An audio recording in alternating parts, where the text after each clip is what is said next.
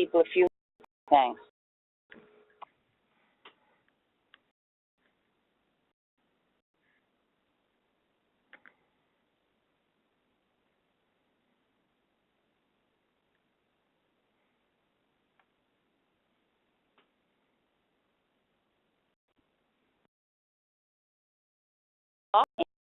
And first, I'd like to welcome everybody from time to join us this morning, and ask Tony, the chairman of our project advisory committee, as well as the chair of our executive committee, to say a few words. June, welcome everybody. I think this is, as I assume everybody knows, a very busy and intense time in the PPS preparation activity. We've been having multiple meetings of the executive committee, the subcommittees, the project committees.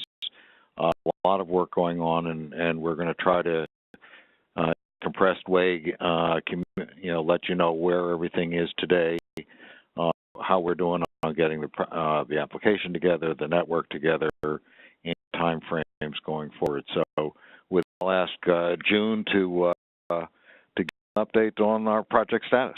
Thank you. Thanks, Tony. And one of the things that we've been working very hard on over the last week or so is aligning our project selection with the guidance that the state has come out with in terms of the metrics for the various projects, and in terms of the way the independent assessor had scored the KPMG dummy application. For those of you who are interested, the assessor's scoring and that application is on the DSRIP, the state's DSRIP website.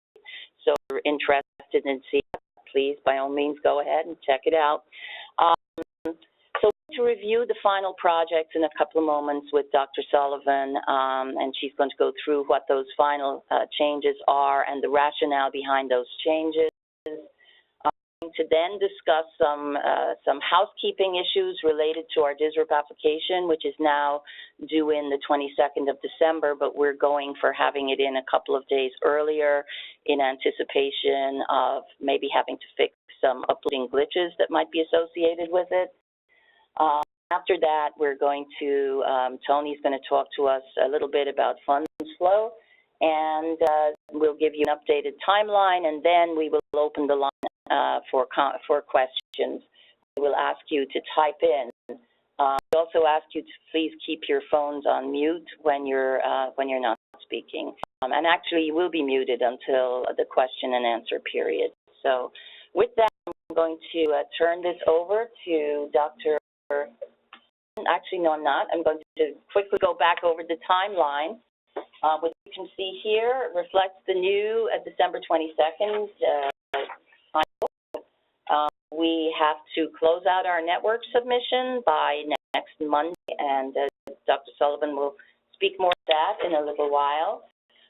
And we are going to have work to do post-submission, because during the months of January and February, we will be required to develop a very detailed implementation plan as to how we propose to implement and deploy this very ambitious DSRIP program on the ground.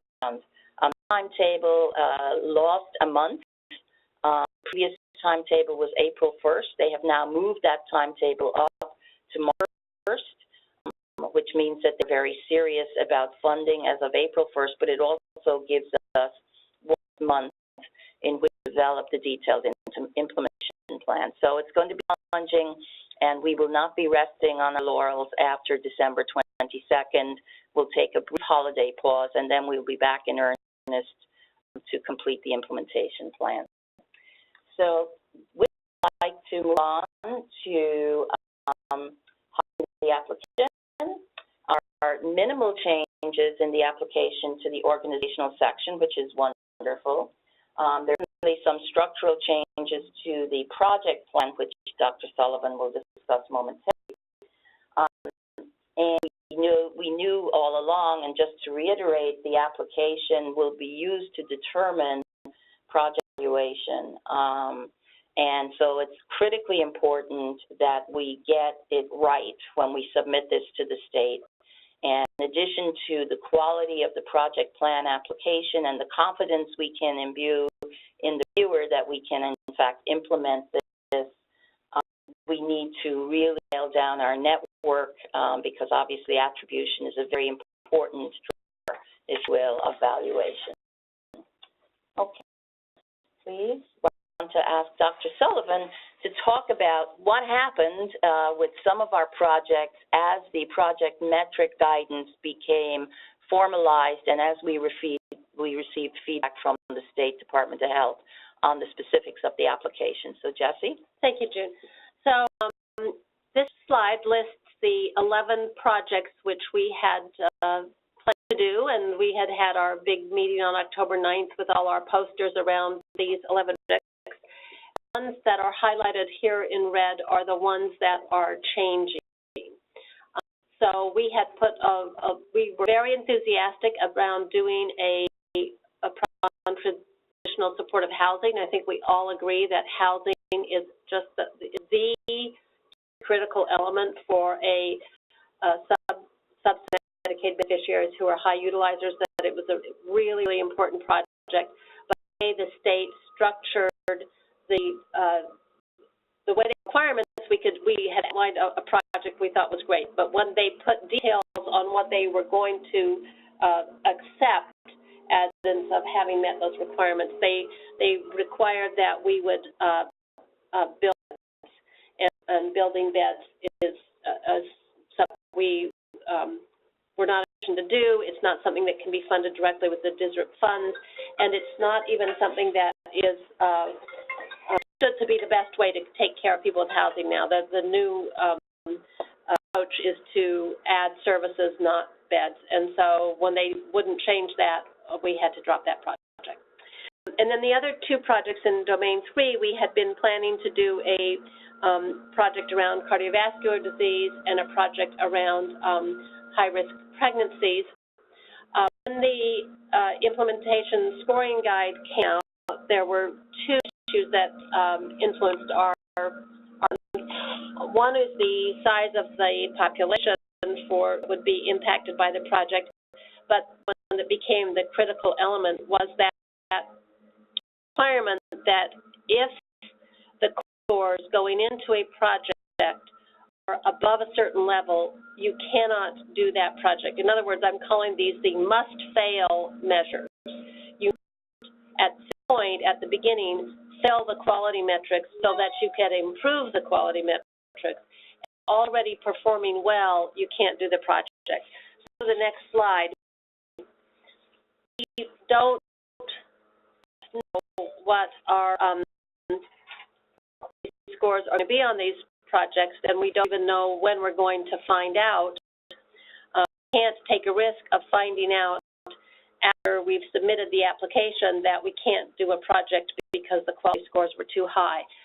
So I won't spend time on this. If you want to study it, I think it'll make sense, but the score count are the ones in that column called Mid-Hudson. So the scores in that column are the scores we need to know in order to know whether or not we can do the project. And as you can see, most of the column are blank because we don't yet know what they are.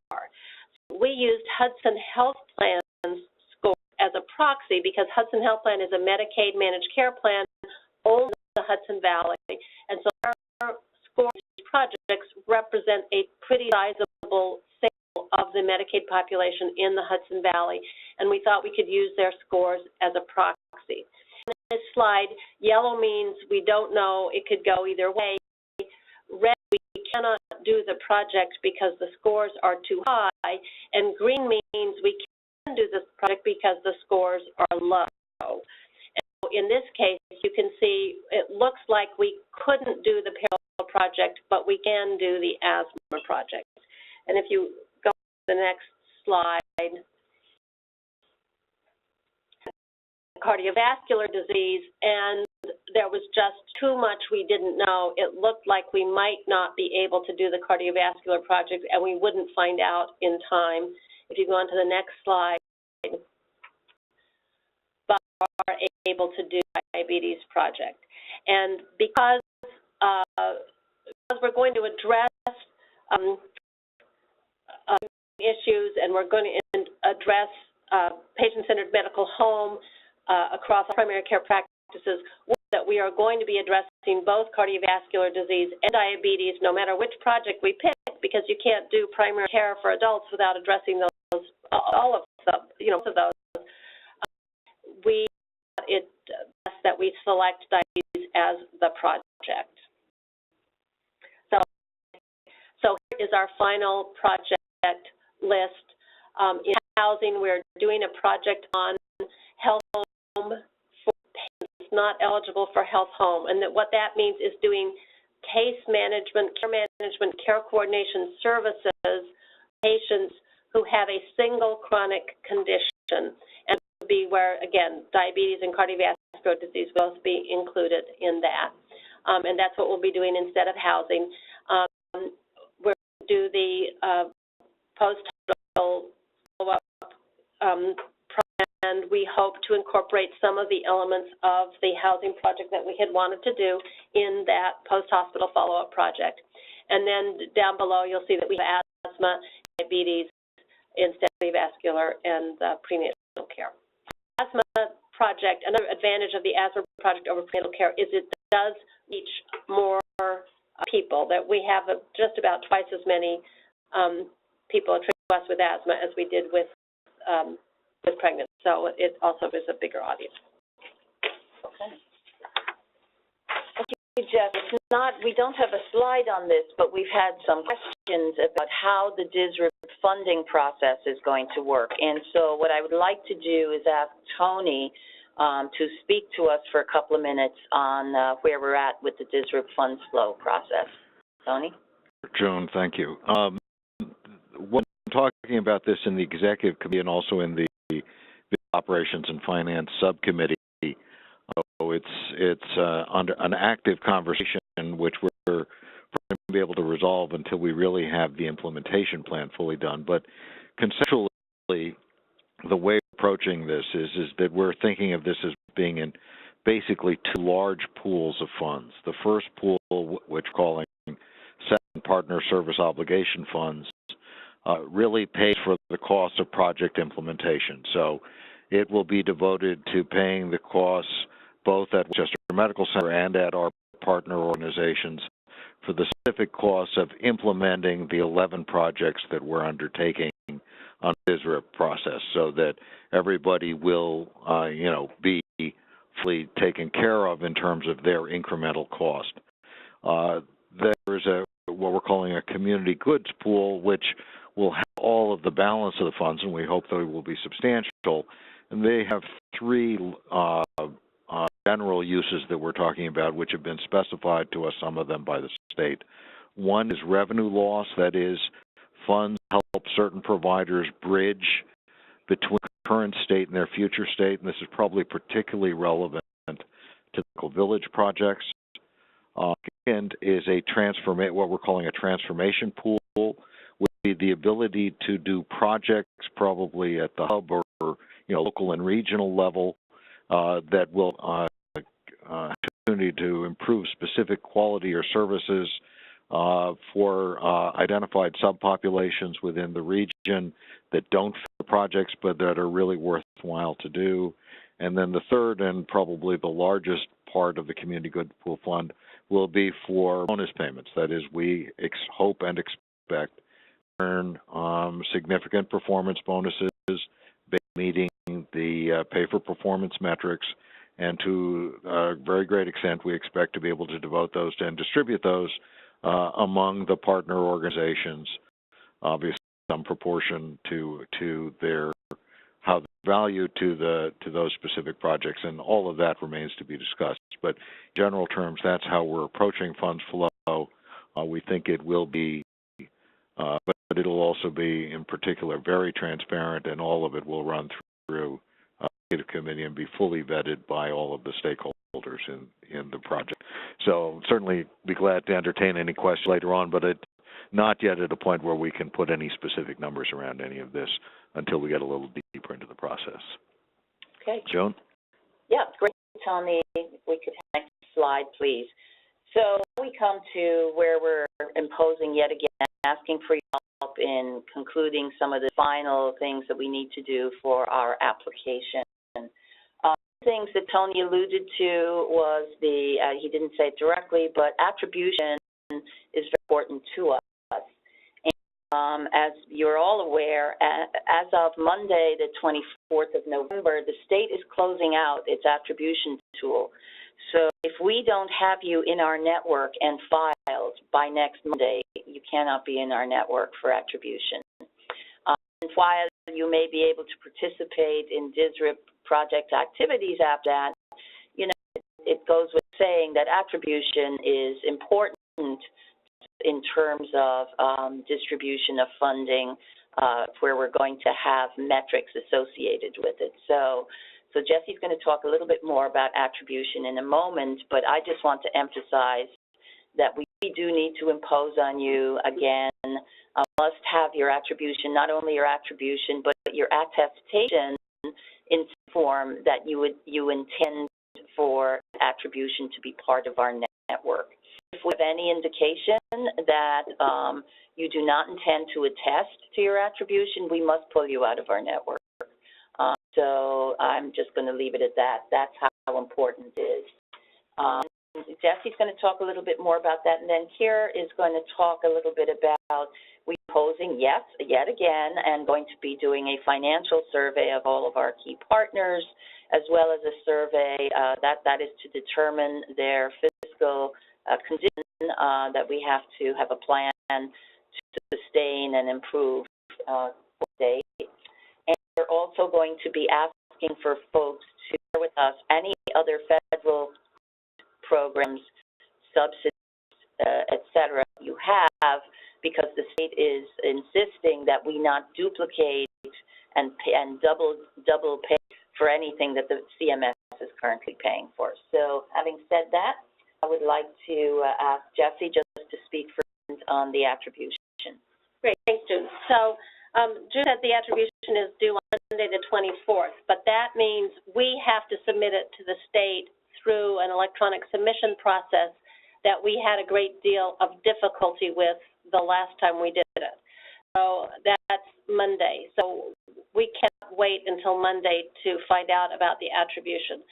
We really, for the most part, need to receive the attribution forms by Thursday, so time to do the data entry.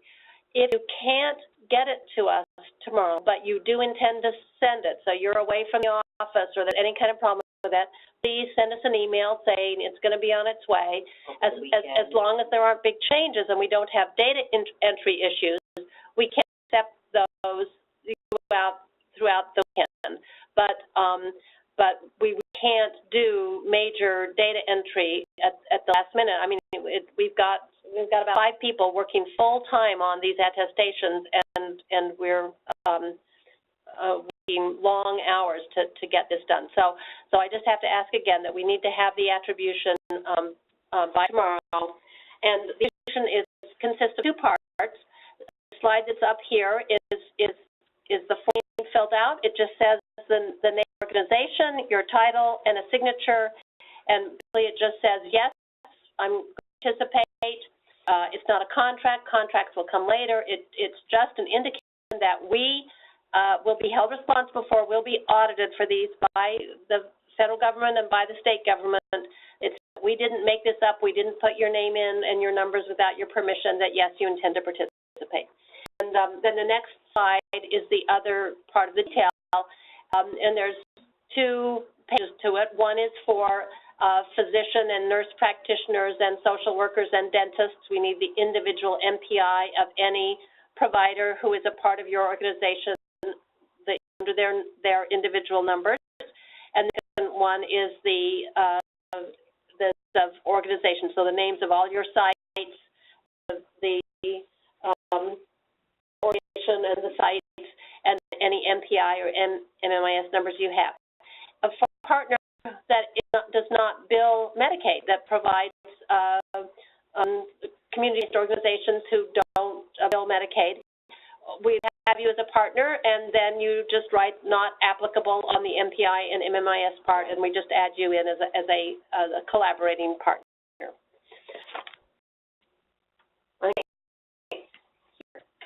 Great. Thanks, June. As June already teed up, one of the things that we must detail in the application by project are any existing Medicaid or other delivery system reform initiatives that the PPS partners are currently participating in or receiving funding for. For those of you that attended the October 9th Clinical Summit and participated in the poster session, we tried to get a head start on this and asked you to fill out at that time forms listing these programs, and we're cataloging all of those now. But we do want to go out and to be able to canvass all of our partners. We'll be sending out a form after the attestation process is complete. We'll look for this early next week to catalog and identify those initiatives that you may be participating in and receiving funding for that overlap with the district projects the PPS is planning to implement. So we'll be developing and sending out a form again early next week. We'll list we'll list all of the projects and ask you to include a little bit of information about the current programs and the funding that you're receiving. I appreciate a prompt turn on that after the Thanksgiving holiday as well. Go to the financial assessment. Another thing that the application asks us to do is to assess the financial health of the PPS. In order to do that, we're asked to conduct an assessment of PPS partners. We will be sending out, again, another form to financial health, where we will be looking at these components, mixed patient volume, debt to asset ratio, et cetera. If you are another PPS, you may have already received another or completed another financial assessment. We will include instructions with our form that indicate whether or not you can just submit that assessment to us in lieu of completing a new one, as many of the PPSs are asking for some information. And again, I just want to emphasize that when we release this, the network will have already gone in and will be final. This will not be used to sort of assess partners in terms of whether they will be in or out of the network. It is really just to assess the financial health of the PPS and complete this component of the application. Jesse, anything you want to add there? No, I think you covered it very nicely here. Again, we're summarizing for you what the deadlines look like. We will have another Project Advisory Committee webinar. It will be on the eve of our submission to the state, and we will share with you what all of the final application details look like. And of course, you will be able to read them on the state's website. I believe they're planning on releasing the applications late on Christmas Eve, December 24th, last we heard. So you'll all have nothing else to do except go on the state's DSRIP website and read all the applications that were submitted. So have fun with that. That's us now. I think we are going to open up the line, or actually, Brenda, we were asking people to send their questions. Is that correct? Yes, we're going to ask that you type in your questions. We do not have an operator-assisted line, so it's hard for us to manage verbal calls at this point. So if you wouldn't mind typing your questions into the chat box, we will, and you can send them to Keir Wallace as the host. We will address those that come in. We do one question. As you develop the implementation specifics, would it be possible to include a preconception or interconception approach, as providers are seeing women and men of childbearing age of diabetes, asthma, and some of the other health issues that we've discussed in the new projects, which can impact birth outcomes? So had to move away from the dedicated prenatal project. How can we address this population in the clinical programs we're now looking at? Am I on mute, or can you hear me? Yeah. Hear you. So, no. So the yes part is that we still really want to do something about perinatal care, and so I think as a entire project, and as one of the things we would address through our quality committees, we could do that. The no part, and this is just cold. I mean, I'm our meeting, but you said during the planning period between December and March 1st, and my thinking is we are going to have so much to do to put in place. We need to address our first, that probably we are going to have to focus on the projects for that period of time. So I would say probably no during because they're going to be asking us for an implementation plan for the projects we're doing. They're not going to be interested in our implementation plan for things outside the projects or peripheral to the projects. So I guess long-term perinatal care is still an important part of improving overall care and something that we still care about. But that we wouldn't include it in the project planning period. Important clarifying question, as we were just talking about the attestation form. Is this a new attestation form, or is this a reminder for those that have not submitted the form to you already? Some people believe they've submitted the form and we're a little bit confused. This is not a new form. This is a reminder for those who have not yet submitted the form.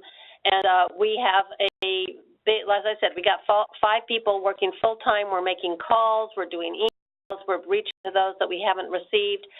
We have run into a few people who thought they'd sent it to us, and then when we press them, it's, oh, they sent it to the other PPS or one of the other PPSs. So make sure if you think you sent it to us that you sent the one to us. But, right, this is not new. This is for those we don't yet have yet.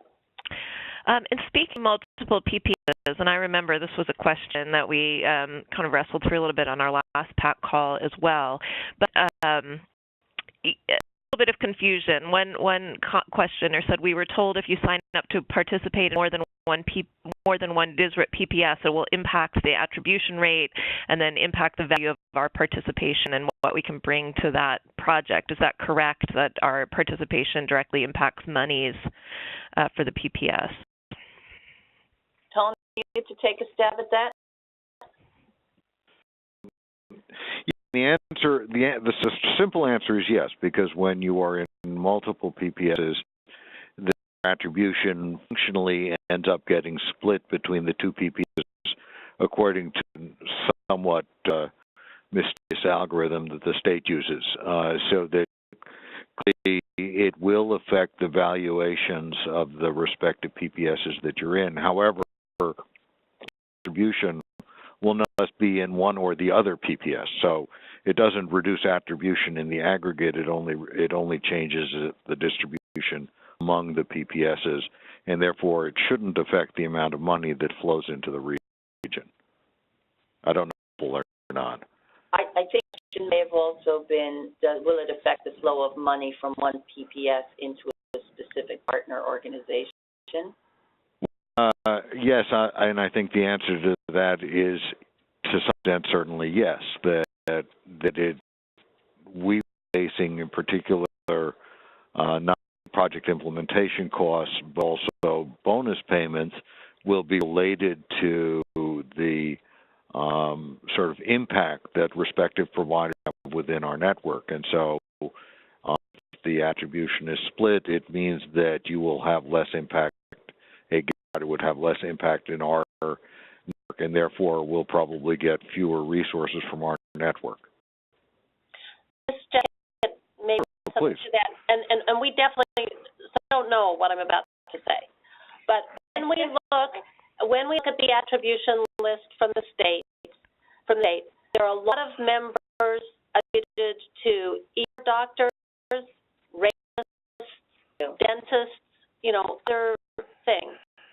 So while everything Tony just said is of course true, our ability to do the things we need to do is more dependent on primary care than it is on radiologists.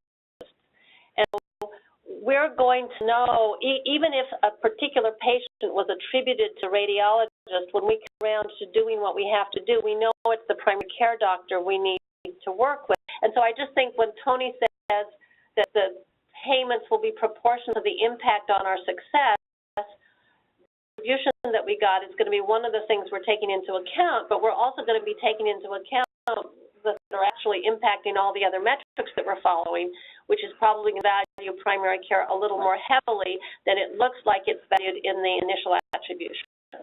Yeah, thank you, Jessie. I think that's a good clarification, and I would also add that all of this, not only sort of the formulas that we intend to use going in, but the actual distributions will be fully vetted through our process, both through our committees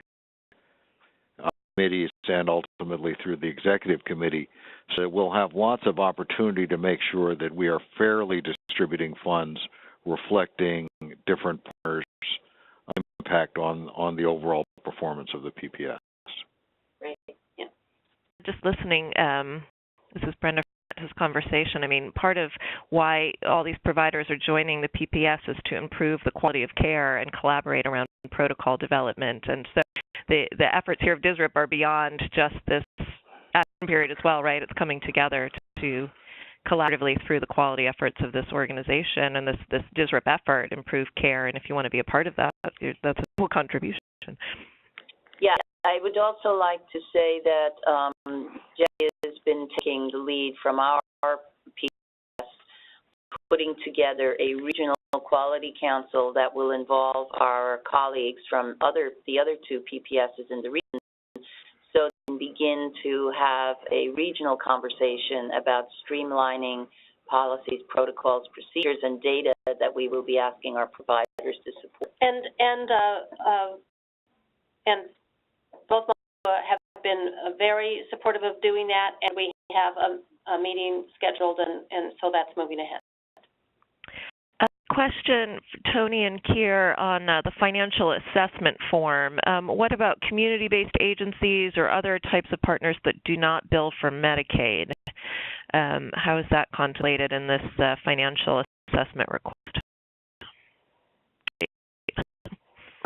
I would say that is unclear from the state's perspective. I think that are asking us to document that we are looking to understand who is financially fragile, I think the term they use, within our network, and then to be able to address how we will work those fragile providers to make sure that to the extent that we can, that they can continue to deliver high quality services. I think conceptually, I think the state was probably mostly thinking about the Medicaid providers in that context, but I think obviously we are concerned about and interested in all of our partners. It's just what we'll be able to do or to is probably going to vary based on the type of entity that we're talking about. Clarification. Right. So I totally about the financial form, but the other form we were sending out is grants that you get, and if someone's a federal grant to do a project that overlaps what we're doing, even if they don't bill Medicaid for it, I think we're supposed to be aware of that. The idea is to avoid double dipping in funds on the grant list.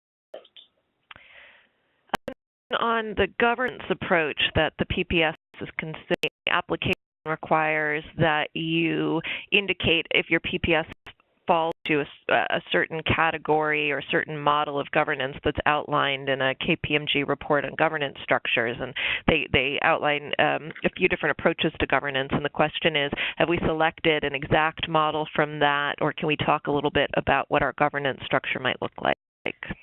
Yes, I can answer that. We, as discussed with the operations and finance and with the executive committee quite extensively, I forget the KPMG's exact term, but it's basically a contracting model. Mm-hmm. What WC will be the fiduciary. We're not setting up a separate entity to be the PPS, and all of the partners will be under contract to Westchester Medical Center and to the Regional Healthcare Innovation, which we've established as our project management office. So that's the structure that we're going forward. Now, the other thing that we talked about, the executive committee on governance, that this is for the governance of the PPS to implement the 11 projects. Goals of the state is over the 5-year period to what they're describing as value-based purchasing models, and move as the PPS becomes ready to enter into value-based purchasing, contracts, or savings programs. We believe it will be appropriate to set up a new and separate entity to take that, and that will be much more of, I think, what's referred to as a delegated type model, where will be where the different partners will have the opportunity to participate more during the ownership and utilization of that entity in order to allow it to take risks.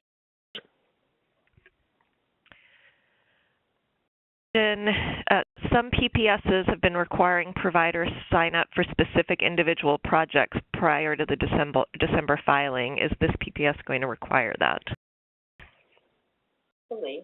No. Last night we heard, well, it hasn't been officially announced yet, so I guess we don't know officially, but we have it on fairly good unofficial authority that we are not going to be required to list the individual participating providers for each project. And we think that that's really good because I've been for other PPSs that are asking people, how can you know at this point exactly? Yeah. So I don't think that's necessary. Continuing dialogue on the question asked earlier about incorporating different patient segments into projects. So I'm going to try to answer this by a statement to make it less complicated and ask Dr. Sullivan to comment. And it's about our flexibility related to protocols. I would say some projects are incredibly specific. If you read through the project guidance, there are a set of requirements for every single clinical project. And then there is a separate document that the team at CHI has paid a lot of attention to. There's actually 2 documents that support that application plan, and not everybody has spent as much time on it as they have. But there is a document of metrics and milestones that outline what the state is going to require you to do to prove that you met the requirement of the project. And then there's a whole separate document of different data sources and areas that you can get information to inform those metrics and deliverables that will prove whether or not we met the requirements of the project. Some of those are very, very detailed, and there is not really a lot of flexibility.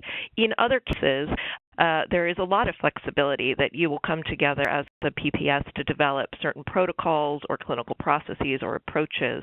And the overarching goal of this project for the state is to reduce avoidable hospitalizations. So as the PPS emerges, as a community, you will be developing and have flexibility around protocols, as Dr. Sullivan indicated as the long-term view earlier. Equally, depending on the project, there will be some areas for decision-making. There will be other areas that are process steps that are dictated, is how I would answer that. But I would ask Dr. Sullivan to comment. Well, I agree with everything you said. That's true. The only other thing I would want to add is that to me, the very important purpose of Dr. Manini and Dr. Chung from Montefiore and Refuah, respectively, is that as much as possible, we really want to get the 3 PPSs on the same page and aligned. Obviously, each of us is going to have our own responsibility to meet the requirements for each of our PPS, and as you said, some of the things that the state says are very, very specific, but where we can align and agree on doing something in the same way, that's absolutely right. And then I also completely agree with what you said about, I think ideally we want to involve the clinical community broadly throughout the region and do somewhat through our hub structure and really get input about what works for people. And the idea is not to tell people how to do it, but to figure out how it would work for people so that they can decide how they want to do it. But we will, as you said, instances be constrained by the specificity of what the state is requiring. So yeah, I said that well. Mixed bag. There's a question here, and I think we have time maybe for one more if any others want to submit a question. Given the difficulty in quantifying behavioral health outcomes, where can we find performance objectives or metrics for behavioral health projects, and how are you approaching the behavioral health projects? Area where the metrics that we're being held to have been decided by the federal and state negotiations around this project. So the metrics that are going to be used to measure the success of the behavioral health included are already set. They are, for the most part, HEAP measures and CAPS measures. And I think we all agree that those measures don't always get at the heart of what you really need to do to improve care. So while the metrics that funds flow are, we, yes, have to develop internal to the project the things that we think are meaningful that we want to accomplish. And I don't know the person to say what those are going to be for those projects, but I agree with you. And this goes back to the very, very beginning. I think people remember we've talked about, look, we're going to have to be doing this on two levels. We're going to have to be teaching to the test. We're going to have to be doing things to improve those HEDIS metrics, because if we don't do that, there's no funds. And then we're going to have discussions collaboratively about what are the really important things to change and how can we change them. And then within our PPS, we can decide that some of the internal funds flow is based more on the important metrics than on the external HEDIS measures, but we have to hit those HEDIS measures in order to get the money.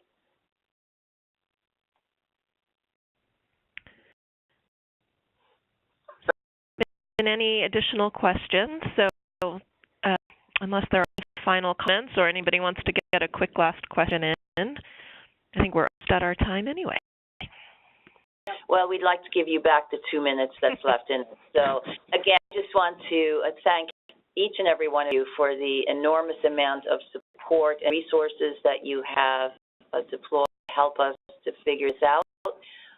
We are just delighted with the level of engagement and participation that we've had all the way up to this.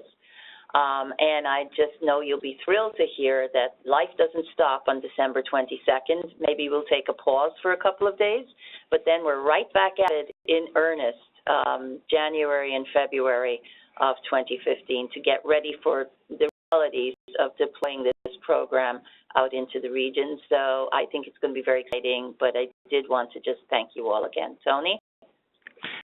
I'd just like to second that thank you, because this has been a very gratifying project from the perspective of the medical center, to see the level of support that we've gotten and in trying to establish what we think is going to be a very exciting 5-year project to really change and transform healthcare in the Hudson Valley. So thank you again for all the work that you've done and the work that you will do. That's Britta. I think we're going to bring it to a close. Thanks. Okay, thanks everyone. Bye.